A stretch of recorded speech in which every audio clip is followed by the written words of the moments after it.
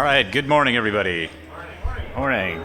Thank you for spending your early morning of first day of Gen Con 50 up here with me. Yay. Yeah. All right, my name is Matt Shoemaker. I am a second generational gamer. I've been coming to Gen Con since I was about 12 years old in the early 90s. And part of the reason we did this project over at Temple University was because we realized the importance of just how much these games are as kind of a cultural movement and a real heritage that we are building for ourselves. And investigating Gen Con's history is a great way to see how these things have evolved. There's been no other convention of this size or this with this longevity. And the way it's going so far, it looks like it's going to keep going, hopefully, for at least another 50 years. All right. So with that, we'll get started. I do want to make one note. I encourage anyone, if you have questions during this, I'm going to take questions at the end, but if anything comes to mind during this, you can tweet at me, and I will look those up, and you can tweet it. And also, this is for anyone who's watching this in the future, since this video is being recorded. You can get me at SHOEMAKR. All right. So this project started about a year ago at Temple University in the Digital Scholarship Center, which I run. Several of my team members and I began collecting several of the programs. I had several in my collection, and I knew people that had digital copies. I'd like to give a special shout out to Peter Eckison, Mike Carr, Scott Griffin, Alan Grohe, John Peterson, and Randall Porter for providing a bunch of these programs. Without them, we would never have been able to get this project off the ground. It does have one flaw, I will add, that we did not find a copy of the 1973 program. I'm very happy to see that one is in the museum, so hopefully we'll be able to get images of that. And if you have not checked out the Gen Con Museum yet, I highly recommend that you do that. So we started assembling the programs last fall and putting them into wonderful spreadsheets. This is really an exercise in Excel mastery. That's how this project went down. So the first thing we had to do was scan them. And as you can see here, this is programs from 1978 and 1984. It wasn't exactly easy. They weren't all the same, and as you can see in 1984, for some reason, someone decided to stamp full on all of the sold-out events, which, as you can see, was a significant quantity even back then. So to get around that, we had to use, in some cases, the pre-registration programs that they used during the time. As we go on, we also get other programs, and they all look different, which meant every single one pretty much needed to have a different set of scanning requirements and key requirements for everyone who worked on them, which is a big problem. 2001, which is here on your right, was particularly troubling, just because if you can't tell, that is like 0.6 font on there that they did. So scanners did not like that very much, neither did my poor grad students that were working on this. All right, so with all that information in, we made two websites, basically, which if you have not checked out, I hope that you do. The URL is best50yearsingaming.com. The first one that you can see here is an instance built on a software platform called Blacklight. And what this basically does is it lets you search through all 50 years of the programs, lets you do filtered searching, keyword searching under any different field that you want, basically, and do database searches. I also want to point out that we did do this for scholarly research. So we have a link on here and encourage any of you here to go and download your own copies of all the spreadsheets we made, and then you can go take them and do whatever you would like with them. I don't know if anybody in here is a fellow data geek or anything like that, but you are welcome and encouraged to please do so. We also built a companion site.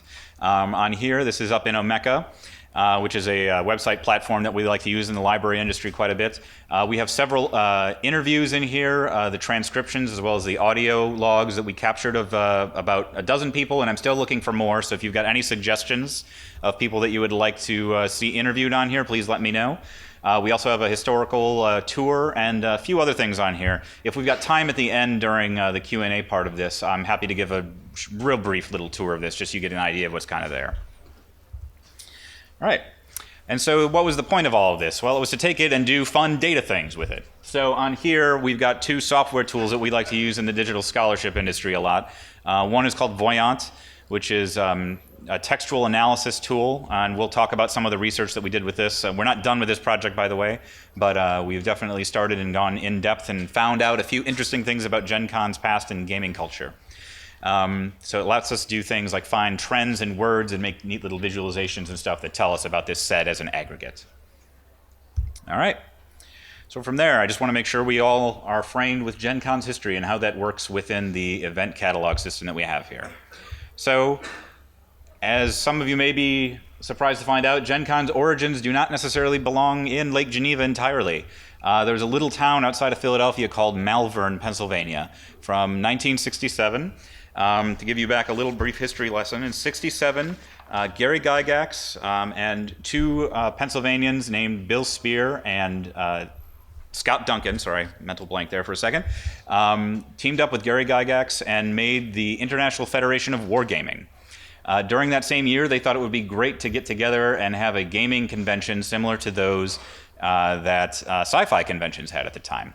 So they kind of pooled their resources and they decided to do it in Malvern at this little building here, the General Wayne. It was a middle school at the time, General Wayne Middle School. And Bill Spear headed this up, and Bill Spear was in high school at the time. So I'm amazed how that it got pulled off and did as well as it did. About 75 people attended, and unfortunately many people wrote in saying that they would attend this fancy dinner that they were going to have. So they reserved seating for, I want to say about 300 people. I'm not entirely sure on that number. And nowhere near that came. But unfortunately they were on the hook for that, which Bill's dad had to pick up.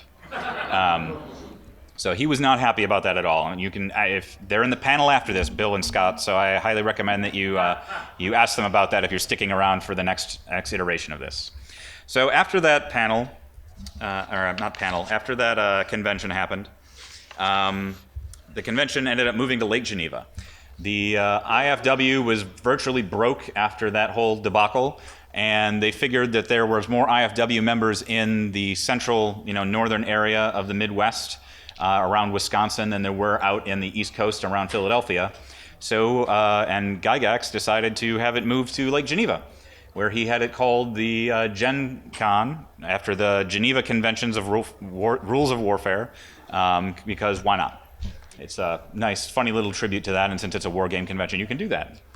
So in case you didn't know where Lake Geneva is, it's right there. It's a little bit northwest of Chicago and southwest of Milwaukee, so it's in a prime spot. It's a vacation little city.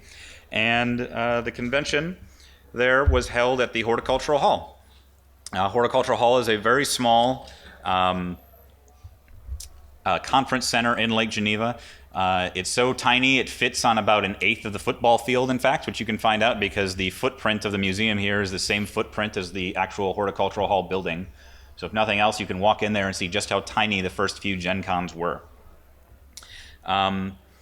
So Gen Con was here for a while. It fit all in that upper right-hand square there. There was a big lawn where they did games. They did games in the main hall, and it mainly focused on war games for the first several years that it was there. They did try moving and expanding after a while. It covered up the American Legion Hall that was in there as well. And in 1972, they did try moving it out to, I just totally blanked, on Williams Bay College, which is not very far off of from Lake Geneva. It's just a little bit west of it. So it was there for a year. No one liked it there, though. You couldn't camp on site. The food wasn't good. There wasn't much to find around, and the buildings were confusing. You can kind of see that from the map here on the program, where it's all scattered out, and they had to kind of draw lines in on marker that they copied there. So what did they play these first few years at Gen Con? Well, here we go. It's really hard for you all to read, so I'm just going to read off some of that for you. The first couple of years was mostly naval miniature games and World War II miniatures. That's really what everybody looked into. And then they got really into tank games, it looks like. Panzerfaust, Armor Team, and some other games were played there as well. One of them that was played there was the very first game played at Gen Con, which was Fight in the Skies. The very first game at Gen Con was also run by Mike Carr, who is the only person who's made it to all 50 Gen Cons. And he is definitely here. If you see him, you should say hi. Yeah, it's right there. Yeah.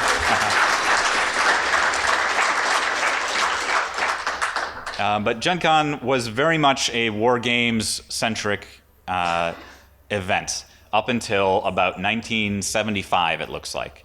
So if you look up on here, you can't really tell, but Dungeons & Dragons does not even register until 1975. Far right, that yellow bar there is the first time Dungeons & Dragons is there, and it is the third most popular game with 3 instances running in 1975. All right. So here's just some of the games that people played then. Fletcher Pratt's Naval War game was very popular, especially in the very first few years. Fight in the Skies, of course. Afrika Korps, and then Panzer Blitz is one of the tank games that people really enjoyed. All right. So as it started to grow, so did a little company called Tactical Studies Rules.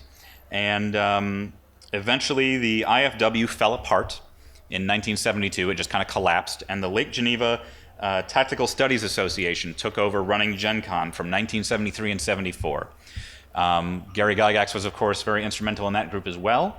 And in 1975, Tactical Studies Rules, which in that same year became TSR, took over and started running Gen Con. All right. So that's how Gen Con started. And the very first time that Gen Con started to diversify was, of course, with Dungeons & Dragons.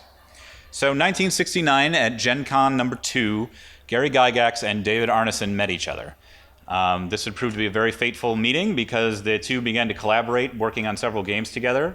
And in 1972, Dave Arneson came down, not at Gen Con, but I believe it was in the fall, and played a fantasy game that he had been working with Gary Gygax. Gygax loved the game and very much began immediately working on and creating Dungeons & Dragons with Dave Arneson. So they worked on this game, and during this time, Gygax hosted several sessions of it in his house. This is the home at 330 Center Street, and you can see there in the upper right that it's only a block from Horticultural Hall. Gary liked to keep everything right nearby if he could. He didn't drive ever, so that was part of the reason why, so he could walk to it. And he would always have lots of people in there. On the lower right there, this is from GaryCon, which is a great convention if you have not attended. I highly recommend you try it out, where there's a 12-person game of Dungeons & Dragons happening in that house. There's 12 people there crammed into both the living room and the dining room. They had to fit everybody in there. They needed that whole space. And that's pretty much the house, the whole thing there. It's pretty tiny. Gygax, I should also note, held what he later called Gen Con Zero in this house. He regularly had people play games over, so I don't know if this was so much a special occurrence, although it was something in particular that they did because of the IFW convention, so people in the Midwest who couldn't get out to Pennsylvania could play in it. So they attended that, crashed on his floor, made his wife very upset, I'm sure, and played games all the time. All right, so Dungeons & Dragons came out in January of 1974, and it didn't immediately sweep over the Gen Con audience. In fact, if we look here, we can kind of start seeing the numbers about how Gen Con goes, or Dungeons & Dragons goes at Gen Con. So on the far left here, we have 1976, and on the far right, we have 1984, and that blue bar there is Dungeons & Dragons. So those are how many games people started playing. Now, this is a little misleading here, because in 1975, it doesn't look like there's many compared to 1984. I mean, 1984 had almost 380 games of Dungeons & Dragons. But if we look at the number of seats from 76, 77, and 78, you can see there were still a lot of players there. So these are the three most played games. Dungeons & Dragons had almost 170 seats in 1976. And then 77, it went up, and it was over 400 in 1978. People just kept wanting to play the game, and they played other games as well. But Dungeons & Dragons was the one that they really wanted, and it really shaped Gen Con from being a primarily wargaming convention into becoming more of a role-playing game convention and a convention that focused on, especially at this time, a lot of TSR-specific products. All right, so Gen Con was beginning to be too big. It was just too large. So in 1977, they made one last-ditch effort to stay in Lake Geneva, and to the joy of many of the young male gamers, they went out to the Playboy Resort and held the convention there for 1 year. People generally enjoyed it there, but even with that, it just wasn't good enough space-wise, and they decided to move again all the way out to a place called UW Parkside. I'm getting ahead of myself a little bit here. Just give me 1 second here. Okay, so just so you can see here, this is much bigger. This is the Playboy Resort map from the exhibition there, and it is much more spacious than the Horticultural Hall Center, but even still, it was not large enough. So in 78, they moved out to University of Wisconsin Parkside. If you've never been, it is a commuter college campus down north of Chicago and south of Milwaukee near Lake Michigan. It was held there from 1978 to 83, and Gen Con continued to expand there. As you can see here, they had several buildings that they were able to use, many spaces in there, and Gen Con continued to grow and just fill the space. You can see during many of these years, now this is going up to 2003 here, but RPGs were really starting to diversify during this time. All the blue bars, still Dungeons and Dragons. That's what everybody wanted to play, all the way up into the 2000s even. But if you're looking at these red and yellow bars, we have several other games. I'll go into some of them in a moment. Mostly other RPGs. The thing to note here is that many of them, I don't want to exactly call them flash in the pans, but they would have a year, maybe 2 years, where they were number 2, number 3 game, and then they would drop off completely. Dungeons and Dragons was the one true staying power there. There were some exceptions, though. There were a few war games that made the list. Warhammer's on there. Fight in the Skies, which would have been Dawn Patrol by this time, were still there, and other games that were still played. So here's some of the RPGs during this period that really grow. Champions, Vampire the Masquerade, Element Masters, Call of Cthulhu, Top Secret, Jorun. These were all games that had their at least temporarily spot in the limelight at Gen Con. I do also want to note that AD&D 2nd Edition, although it makes an appearance on these lists, it is almost always still outshined by AD&D, the original Advanced Dungeons & Dragons. Some of the war games that were still on there, though, as I mentioned, were Warhammer, and BattleTech pops up regularly. It's one of the war games that sticks up and keeps coming back, as well as Dawn Patrol frequently makes these lists as well. All right. So, after a few years at Parkside, in 1984, Gen Con had just grown too much, and it moved to what would become a very long-term home at the Mecca Center in Milwaukee. It is now the UW Milwaukee Panther Arena, hence why that's why the map is pointing to that place. But it went straight up north and moved into there. In Milwaukee, it found much more space. Again, Gen Con, it's kind of fitting that it returns to a football stadium around here, because at the time it moved into the arena, which was a basketball stadium for the Milwaukee Panthers. I don't know if they were the Panthers at the time, but for the Marquette Golden Eagles and the other teams that were there. And it was able to use those spaces and fill that up. It also had a grand exhibitor hall, but it was still very much TSR focused. If you notice here in the middle, there was a giant TSR emblem there with their logo at the time, and there was a huge castle that everybody would go to and see. So when you walked into Gen Con, immediately you would see this giant imposing building that TSR had to kind of almost lord over the other vendors and things that were in the area. It was very imposing. If you didn't go, you really missed it. It was great. Yeah. All right. Milwaukee, too, brought with it some loves for many people that they found at the time. There's the Safe House, the Pizza Man restaurant, the Hotel Wisconsin, and the Renaissance Bookstore, as well as other things that came in the city that many people enjoyed. The city, though, had a love-hate relationship with Gen Con. Many of the vendors, hotels in the area, and even the Chamber of Commerce seemed to be, I don't know, if not ambivalent, even downright hostile sometimes toward Gen Con attendees towards the year, which did not make people enjoy themselves very much. I don't know if anyone's going to talk about that. I know James Lauder has some wonderful thoughts on that topic. If you see him, you can ask. I don't know if he's doing a panel. He's definitely at the Writer Symposium, so you can track him down and ask him about that. All right. So, while it was at Milwaukee, of course, something happened called Magic the Gathering. So, this was in 1993. This game pretty much came out of nowhere and completely sideblinded TSR in particular. The game came out. Peter Atkinson, who was the founder of Wizards of the Coast, created, or he didn't create the game, but he came to Gen Con and began selling it, and immediately they began selling out. It really hit focus, and many people feel like it took over from RPGs at that time. It was certainly, if you were there, the hot thing people were playing, but it didn't necessarily have that much impact as far as the event catalogs go, which we'll see in a minute. It did spur on a new side of the game industry, however. In 1994, 1 year later, all these games came out. Spellfire, Galactic Empire is On the Edge, Vampire, Dixie, which I don't remember if I ever saw that one, Super Deck, and Star Trek. I believe there was an eighth one. I don't recall what it was off the top of my head, however. So this market came out, and it immediately began a whole new side of the industry that everyone had to get a piece of. However, if we look at the actual data from this, what we're looking at here is a word trend. So what this is a map of how often card games show up, or how likely an event is going to have the term card games in its category versus RPGs in the book. So what the line shows, the blue line is RPGs, and the green line is the card games. So if we look at where the green line overtakes the blue, that's 1994 and 1995. So those are the 2 years where card games were more likely to be apparent in the event catalogs than the RPGs. But if you notice, RPGs come and quickly kind of eclipse that. Now, whether it felt like that when you were actually at Gen Con or not, that's a different story. I know I was there. I was all in the Magic craze myself. My 14-year-old self was big into the card games. And it was definitely people playing in the hallways. But as far as the event catalog reflecting this, the number of card events don't necessarily show the same giant takeover as the people playing in the halls do. All right. So from the card games, we move on to the late 90s. So in 1997, TSR collapsed.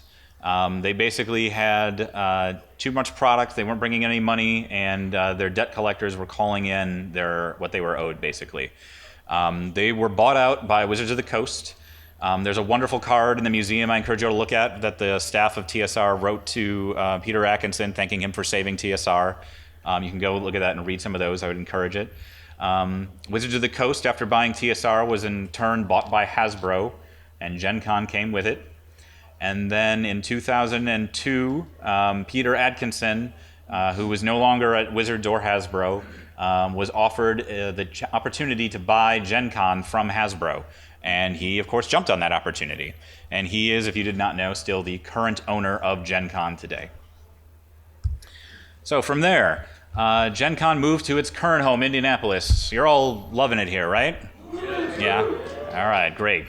So as you know, this is the wonderful convention center that we are in right now, Indiana Convention Center, and in here it has grown quite a bit in the past few years.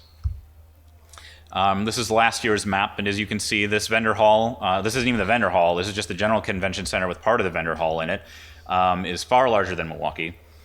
The attendance has skyrocketed, by the way. Milwaukee, I think it topped out at 25,000 in 1995. It was right around there. It was the highest attendance it got there. And this year, I don't know what the numbers are, but I can't believe it's going to be lower than 70. So it's just crazy. The vendor hall is up there. And of course, just like Milwaukee, people have found other things to love in this city. They found the Ram, Scotty's Brewhouse. There's an odd obsession I don't understand with Steak and Shake, but hey, if you like it, great. The Westin is, of course, a wonderful hotel. And then the food trucks. Everybody loves the food trucks here. These are all great things in here that people love about Indianapolis. So if we look here, since it's moved to Indianapolis, we can see that there's been a whole new set of games that have come here. Things have really changed. Now, I know you can't read it, so let me illustrate some of this here. But Dungeons & Dragons is no longer top of the heap anymore. Once TSR got kind of taken out of the equation, I don't know if that's coincidence or because TSR wasn't the driving engine, but Dungeons & Dragons became second banana, basically, when it comes to events. So if we're looking here, the first few years on here, the blue line, the very first one in 2001 is Settlers of Catan. So this was the first kind of sign that board games were really kind of growing and going to take over. That is the only year I will mention, by the way, that a specific board game is the #1 most played game at Gen Con. No other year has that happened for a board game. After that, for the next few years, are D20 games, just in general. 3rd edition had come out. There was the RPG open license, and those combined D20 games kind of made out the #1 games that were played there. D&D is #2 in, I believe, all of these instances. Then we get out to about 2009, and I don't know what happened in the Magic the Gathering world, but those giant 3 spikes in the middle are all Magic games. So everybody was really playing Magic at Gen Con those times. There were tons of events of it. And D&D 4th edition was second. Magic continued to be on top until 2015 or 2016, when Dungeons & Dragons has kind of reclaimed its throne, and 5th edition, or various editions in 2016 and 5th edition in 16, has kind of eclipsed and reclaimed that title for Gen Con. If we look, however, at most played games by the type of game, we notice a significant change in 2011. So up to 2011, which is right where the bar graph starts to go up like crazy, is RPGs. They are #1. Second is generally board games, sometimes miniature games, especially the first few years, miniatures are #1. But 2011, board games take over, and they just shoot through the roof. RPGs are now #2. Number third are a whole bunch of categories. We'll go into some of those in just a minute here. So in 2011, the top 5 board games were Settlers of Catan, Axis and Allies, Mansions of Madness, Empire Builder, and Descent. What I love about this list is that it's a whole variety of games. It's not just all fantasy games, it's not just all train games, it's not just all Euro games. You got the Classic in there with Axis and Allies, you got Settlers, all sorts of things. The second highest category was RPGs, and what I like about this one too is it's also varied. We've got some fantasy heavy between Pathfinder and Dungeons and Dragons as the number 1 and 2 games, but we've got cyberpunk there with Shadowrun, sci-fi with Star Wars, and the horror genre covered with Call of Cthulhu. So I think it's great that there's a lot of variety there, a lot of diversity just held without in Gen Con in general. The third category was, of course, CCGs. I love that Dragon Dice somehow made the list in 2011. I didn't know that game still existed, although they have a booth in the vendor hall I saw today. So that's great. Glad they're still around. But Yu-Gi-Oh!, World of Warcraft, which I don't think exists anymore. I could be wrong about that. Star Trek and Magic, of course, were the top CCGs of that year. And finally, the fourth category that was most popular in 2011 were non-CCGs. So we got Munchkin was reigning the throne in this category with Rune Age second, Killer Bunnies third, Death Angel, and a game called Hike for number 5. All right. So what I'm curious about in these trends that we haven't had a chance to explore too much is just how much getting into kind of examining culture in general, especially around gaming culture, and the recent popularity that everything has seen, is how much of it has to do with board games specifically. So what we're looking at here is we're seeing the purple bar, which is the gigantic bar, is the attendance increases every year. The blue, which is the important one, is the top game category every year. So 2011 is board games and up, and that's right in the middle of there and going up. And as the board games go up, the thing that you'll notice is that's the first trend where the purple bar really shoots up. So one thing I'm curious about, and I want to spend more time researching on this, is just how much influence board games specifically have done to increase popularity in this area, and how much, if any, RPGs are contributing to that as well. Because though RPGs have been growing up as well, it isn't even close to how much board games have been growing, which I found very interesting. I was not expecting to see that in this data set. So in 2017, we've got a slightly different picture. These are the top 5 games this year. Dark Souls is number 1. Empire Builder was number 2. It's the only one to be on the same list that was in 2011, which I found interesting. Outlaws, which is a new game. I think the publisher just flooded the event market with it, frankly. Same with Syndicate Tau City. It's made by the same publisher. I think they just put tons of their game in there. And then Rallyman, a car racing game, is number 4. RPGs, D&D is number 1 again. Pathfinder did eclipse it for a few years in the late 2010s, but it has reclaimed its throne at 5th edition. I was also surprised to see that Dungeon Crawl Classics, which is an old school revival game. If you're not familiar with it, it is a great game, but it came out as the 3rd most popular RPG based on the number of events run at Gen Con this year. And then Shadowrun and Call of Cthulhu are on that list as well. Third on the list, which I was surprised at, was electronic games. So we've got Artemis and Empty Epsilon, which if you don't know are both bridge simulation games. Those are games, if you're not familiar, where you're basically all playing in the same game and you're running a bridge like you're on a Star Trek ship and going through.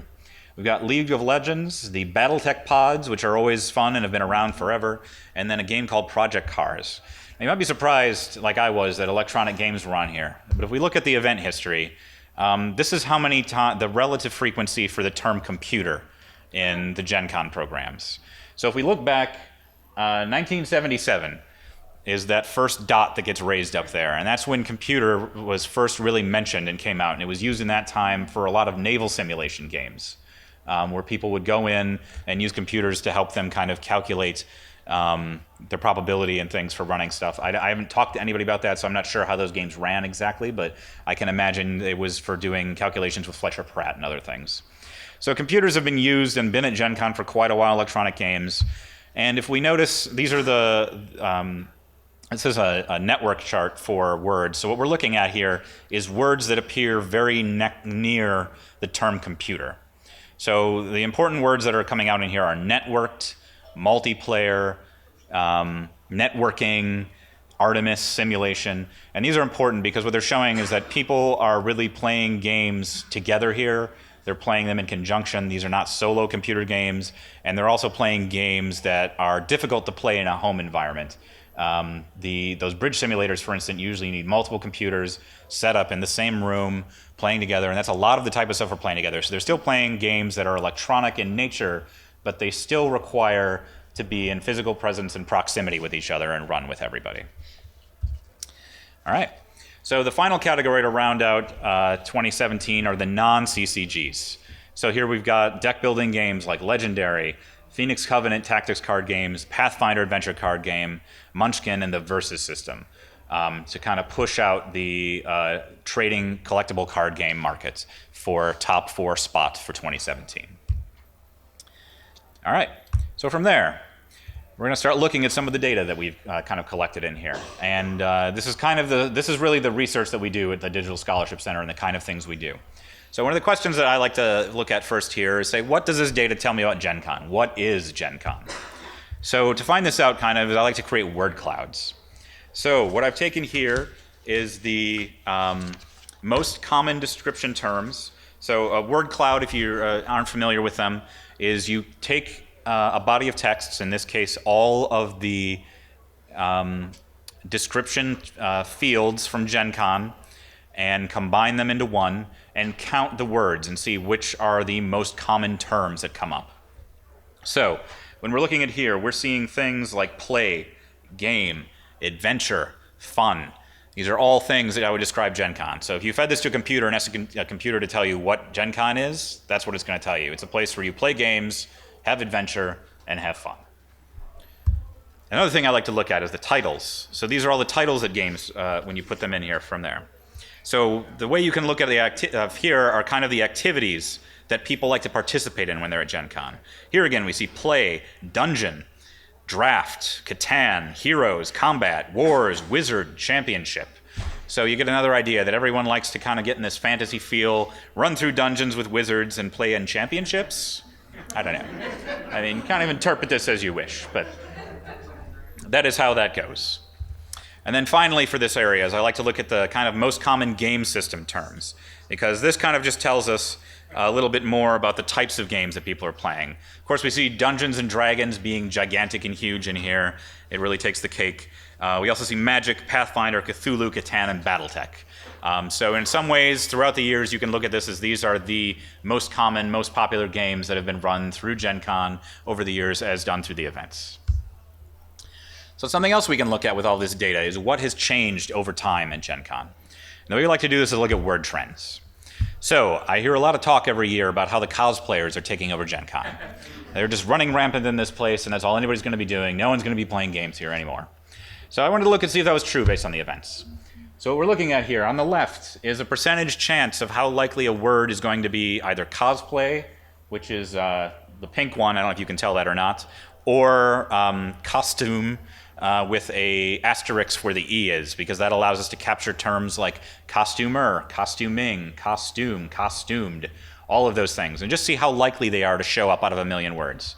And if you notice there, the pink one doesn't really peak at all until 2013, where it gets up to a 0.0004% chance of any given word being cosplay in the program. Costume is still in there, but it's down. It's still at, what's it at? 0.0002. So while there's definitely events focused on cosplay, costuming, and things in Gen Con, there's lots of cosplayers here. They're doing things kind of like Magic in the 90s. The event catalog isn't necessarily reflecting that nearly as much, and there's definitely no way, I would say, in the near future that we have to worry about people stopping playing games at Gen Con and just dressing up and coming here. All right. So the next thing I wanted to look at in using trends was very similar. I wanted to see just if how much Magic the Gathering, if it did at all, overtook Dungeons and Dragons in the 90s. So the light blue line on there, which is the one that peaks about 75% of the way over there, is Magic. The other two, one of them is D&D, the letters D&D, and the other one is the phrase Dungeons & Dragons. And so we wanted to look at that to see how it is. And you can see there, like in 1984, 1985, it's ridiculous. There is a 20% chance that any phrase in the event guide was Dungeons and Dragons. Which I just find crazy. I can't imagine, can you imagine opening the event guide today and just seeing every 5th event Dungeons and Dragons? That would be insane. So it's not like that anymore. But as you can see there, Magic the Gathering, it kind of blips up around the 90s, but it still stays very low. It's only at about a 10%, which is still very high, 10% chance that Magic was going to be any given event in there. But it doesn't really peak until, I'm sorry, not 10%, 1% chance. That Magic was going to be any given word. And it kind of peaks in 2010 at 8% chance that Magic the Gathering, or specifically just the word Magic, not Magic the Gathering, was going to be a term that year. So, another question that I want to look into, and I haven't really fully explored this one, but is Dungeons & Dragons, the RPG, really have such a strong presence through most of Gen Con? I mean, we know it had a huge presence. We can see that. I mean, like I said, 85, 20%. That's crazy. But how much of that is real? How much of that is just the event guide just spitting words at me, basically? So to look at that kind of, and I apologize because you can totally not read this, so I'll just tell you what you're looking at here. So in 2007, I just picked this year arbitrarily. I looked up the term Dungeons and Dragons, and these are the events that came up. And what you could, if you could read this, what you would see is that these are all games for something called Three Dragon Ante. Now, Three Dragon Ante was built in the Dungeons and Dragons universe. It must have been a licensed game. I've never heard of it, other than in the event catalog myself. But there are 37 events. There were only like 200 Dungeons and Dragons events that year, so 37 of them came up as this Three Dragon Ante thing. That's not the RPG. So this is just kind of a caution when you're looking at some of this stuff to make sure that what you're seeing is really the game that you're looking for, and it's not just some side data that you're not that's going to throw off what you're doing. The other thing to look at is what is kind of the influence a given game had on here. So on the left here we have the average game of Dungeons and Dragons in 2007, and the important thing on here is that it has a maximum player size of 6 players. This Magic the Gathering event that same year has a maximum size of 64 players. So just because there's fewer Magic events, if it's reaching literally almost 11 times more people, is it more important? Is it going to be reaching more people and have more influence on the culture of games and gaming and Gen Con itself? These are the kind of questions you need to look into and ask yourself when you're doing this. You can't just go by event counts necessarily. So that's something that I want to spend more time looking into and kind of figuring out, really seeing if Dungeons and Dragons, especially in later years, had as much influence as we all think it really did. All right. So the next thing, and this one's really important, I think, and this is who is running events. So what I wanted to do was we did a little gender study here.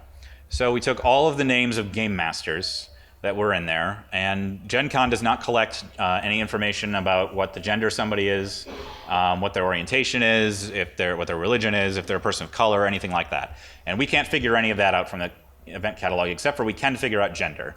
And the way we did that is we took the 4 names of everybody that was in the event catalog, compared them to census data by gender, and figured out basically on that who was binary, male or female. We couldn't identify everybody that way because we took out all the names that overlapped. There's more male Marys than you would imagine. More men are named Mary apparently than Butch, which surprised me. But that is a thing. So we took all of that, we figured it out, and we still found 47,000 names that we could assign as being either male or female over the entire history of Gen Con. And what we find here, and what we're looking at, is the number of women game masters by all years for events. So as you can see, in the early years, up until 2002 was the year that Gen Con left Milwaukee. So for some reason, Milwaukee was very repellent to women. I don't know why. Yeah. Because in 2003, that's when that thing starts shooting up and going up way high. Women game masters have really been increasing. There is one thing that troubles me a little bit, and that's 2017 at the end, is it did drip. I don't know why. We've got, record attendance here, sold out Gen Con, and there's less women game masters than there were last year. I don't understand that. I wish it wasn't true, but it is, apparently. So if we look at that, though, what might be a little more important than just the number of women is how much they've been growing. So what we're looking at here, the red line, the one that's got all the high peaks, is the percentage change of women game masters per year. The blue line is the percentage change of attendance per year. So what we're looking at here is basically are women game masters growing faster than just general attendance at Gen Con? And what we're finding, especially in recent years, that answer is tending to be yes. Again here, the red line is women game masters, the blue line is just the general attendance and growth. And for most of these years, it's more than double women game masters increasing faster than general attendance at Gen Con. Again, the exception being 2017. The data on there for 2017 that obviously did not drop by 100%. It's just there because I don't have data yet for that year. Okay. Something else, though, that's looking at and is a little troubling personally is this is the percentage of women running games compared to the percentage of men running games here. Men running games are the blue bar, women running games are the red bar. And though the red bar is going up in general in later years, you can see that it's been dipping starting at about 2011, which is right after that gap of 2010 because there was no name data for that year. It is decreasing. So it's great that more women are running games in general, but more men are stepping up too. And it's great that more people are running games, but it means we're getting a little less diverse and getting a little less going on in that area, which is, in my opinion, not a good thing. And the other thing to really look at here that I find interesting is this is the categories of where women are running games. So women are running are the red bars, men are the blue bars. You can't read it, so I just want to take a guess. Who thinks, what do you guys think are the last three bars? Anybody? Well, on the right, or on your right or your left?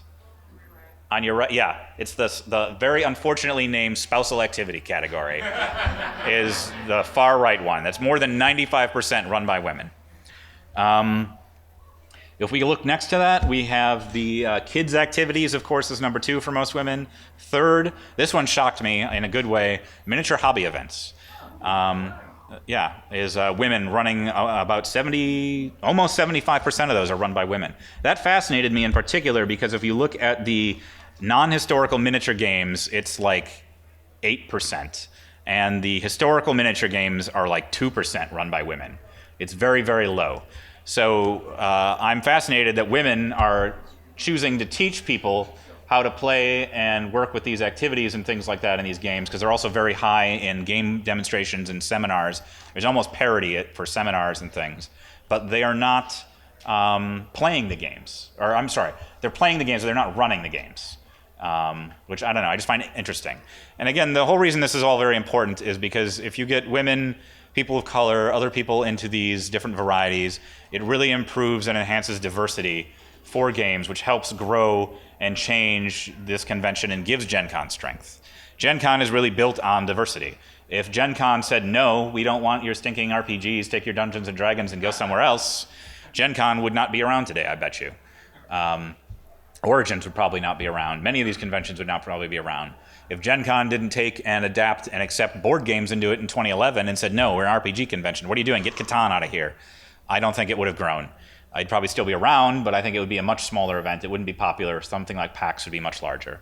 So again, strengthening and improving that is encouraging more people to get in positions of leadership, which running games and events is, which encourages more people to say, hey, that's cool, I want to try that too, to get them to run games, play games, do these events, and really increase what everyone can do. So that is my presentation.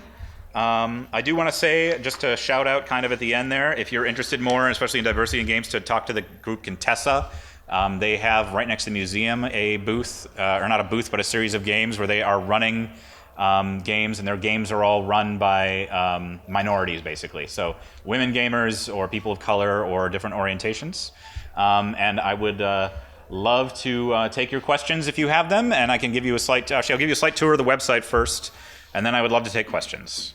And we can do a little analysis and things too while we're here live if you would like to. So I apologize, the website's not the best size here on the screen. But if you look here, you can go in. One of the things that's been very popular is we do have all covers from all 49 years of Gen Con. I say 49 because we don't have a 1973 program, but you can go through and look at those. Another thing that I highly recommend you look at is we have this historical tour that we built. Oh, is it going to work?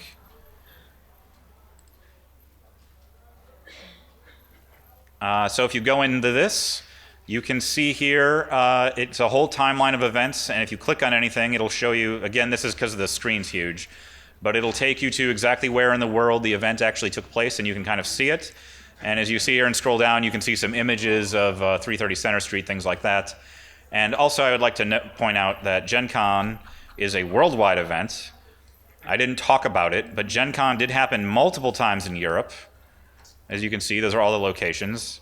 It's also been in Australia, and in many different places in the United States as well, between Gen Con West Coast, the South, and the East as well. All right. The other thing that I would say on the website to look at is, of course, the interviews. So if you click on exhibits, we've got a few things. We've got this exploring the events here, which is basically a written version of this talk, kind of. And the interviews are very worth checking out. Like, for instance, if you go here, you can see, here's the names of everyone that I've got interviewed so far. And if we just go to Mike Carr, for example, you can see, you can both listen to the interview I did with Mike Carr or read the transcript of it. So I highly recommend you check that out. Finally, the most important thing on the website, in my opinion, is the program database. So this is where you can go and search every game that you ever wanted to. I don't know, someone shout out a game. Anybody? Sail Power. Sail Power, all right. Yep, if I could type. Sail Power, 115 games. 62 actually by Sail Power. There you go. There's all the Sail Power, in theory, anyway, that's been at Gen Con. So check that out, spend some time looking at it, and again, I highly recommend, if you're interested in doing this, or just preserving it or having a copy just because you like collecting things, go download the event data, which you can do right there, and have that.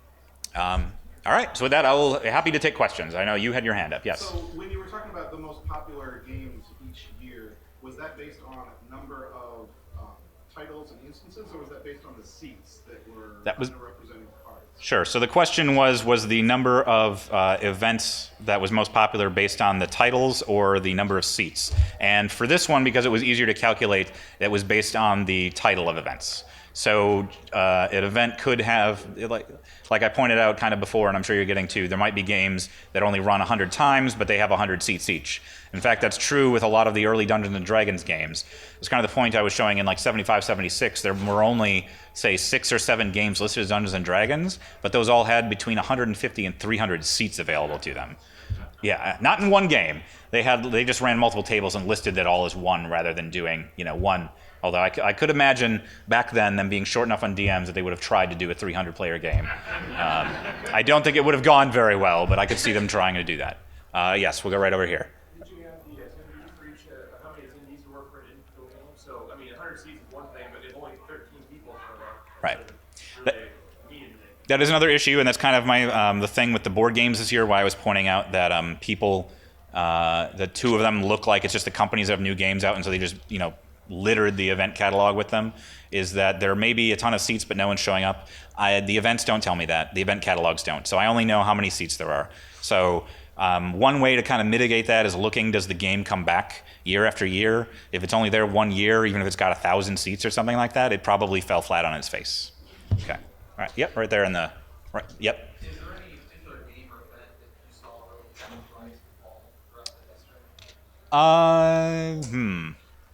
Did I see any particular event kind of rise and fall? Not that I noticed. Catan a little bit. I mean, it's still gone up there and popular. I wouldn't say it like fell to obscurity or anything like that, but it's certainly less popular than it was a decade or 20 years ago, or almost 20 years ago. The main thing that I saw that was with many of the RPGs in the early 80s. They'd be really hot for a little bit. Empire, a lot of the TSR games in particular, like Empire: The Battle Throne was up there for a while, Boot Hill, the one that just got re-kickstarted there, I can't think of it. Top Secret. Top Secret was hot for a while and then kind of fell away. A lot of TSR games did that. They are just trying to compete with themselves, and people played them, but they didn't stay in the top for more than 3-4 years. Yeah, right here. Do you know offhand, this is about the 2017 women running events question, how many events are 50 anniversary style events this year? Because those are all run by guys, because they're the people in the program. So that might have influenced the percentages just from the fact that those were involved in men running. Right. So the question is do the anniversary events skew anything? So that data, by the way, that was not just 2017. That was for all 50 years for where we're running games. But for 2017, Yeah, I don't know. I did not check for 27. I could look that up, but it's not something I ran for this presentation, so I'm not sure. Yes, right here. I was wondering if you had any plans to map the marketing efforts compared to the attendance. Like, I noticed the last, say, 4 or 5 years with the rise of social media, you've seen the tipping point with regards to attendance, and I wonder if that's related.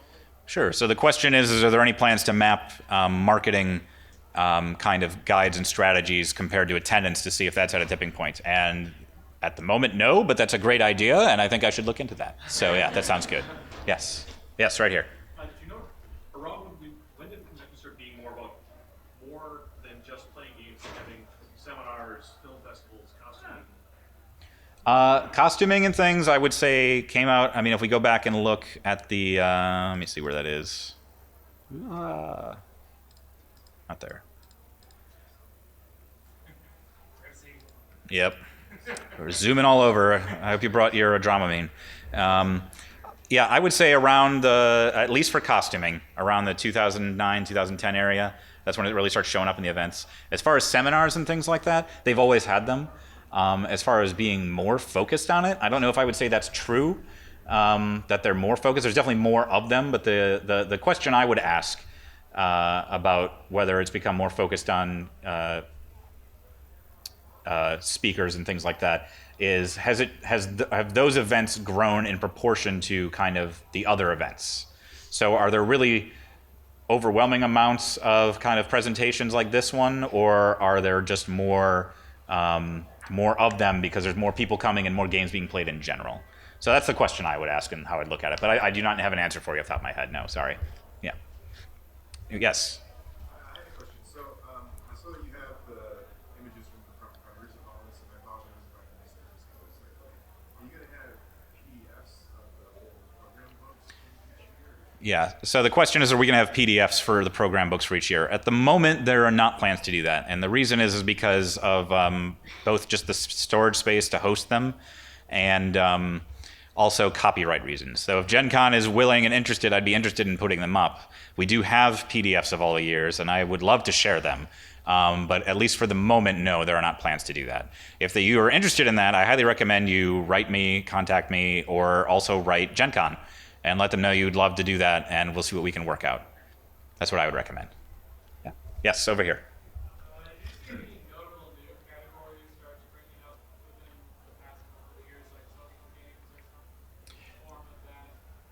No, I wouldn't. So the question was, did I see new categories springing up in recent years, like social games or anything like that? Not significantly. There are new categories coming in, but there's nothing. The last 2 times categories really came in and sprung into action was CCGs. So that was the mid-90s. And then they weren't a new category, but like I said, they've really exploded as board games. As far as a brand new thing that never existed before, the last one was when spousal, I mean, this didn't fly into action, but it was the last time a new category came up that I would say is of any significant increase was the, again, unfortunately named spousal activities, which came about a decade ago. And that was the first one that really came up and has been kind of a whole new category that has definitely continued to grow. It's not huge by any stretch, but it's definitely larger. All right? Yep, right there. Has there been any correlation to the use of cell phones to possible decline in games like this? I see a lot of people playing on their phones, playing games a lot. And I don't know if that Right. anyone's ever tried to put those things together. Right. So the question was, is there any sort of correlation between cell phone games and when those things come out and trying to put those together, right?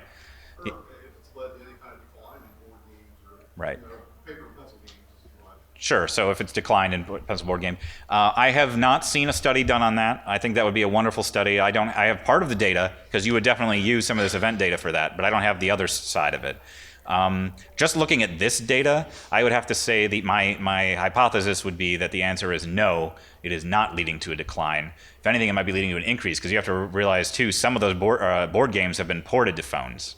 And I know there's lots of people that play them as well. So what I'd also be curious about is by making a board game a board app, a phone app, does that make you more likely to also play that game or just other games in format? I think that would be interesting to find out as well. We had one other in the back there first. Yes. Yeah, right there. Yeah, regarding both future data collection as well as this issue of diversification within gaming, is there any plans in the future to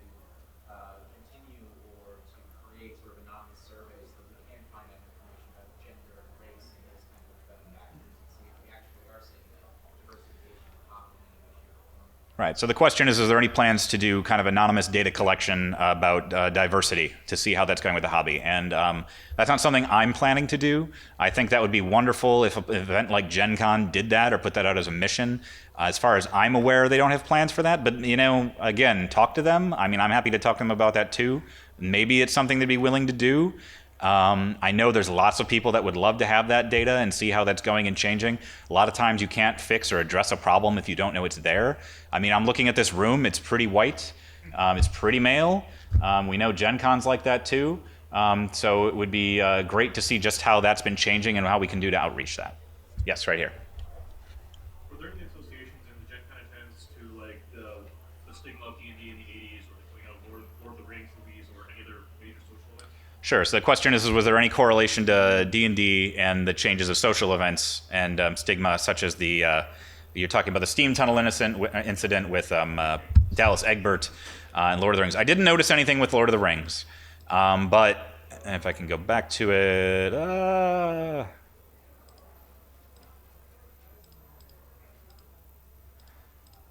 Sorry, I'll get there.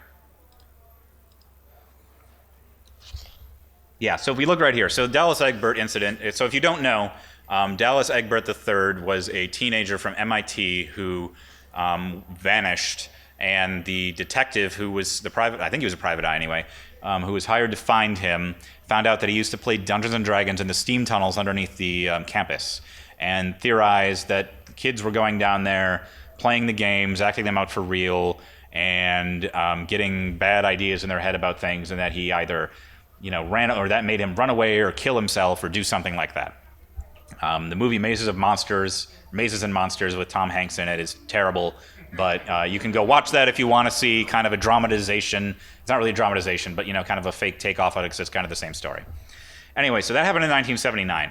And from 79 through the early 80s, an event, what was known as the Satanic Panic, kind of took over. And this is really, a Satanic Panic is an event where a society thinks that there's something morally reprehensible with something, and everybody kind of freaks out about it. So when this happened with D&D, we see here 79 is just left of center there. And as you see going up to 85, Dungeons & Dragons exploded. I would argue based on this that if anything, it helped D&D. I don't think it hurt it. At least I know it gave people at TSR headaches. I've talked to them, I've heard them moan about it, and I don't blame them. They had to answer calls. I've seen some of the paperwork for that stuff.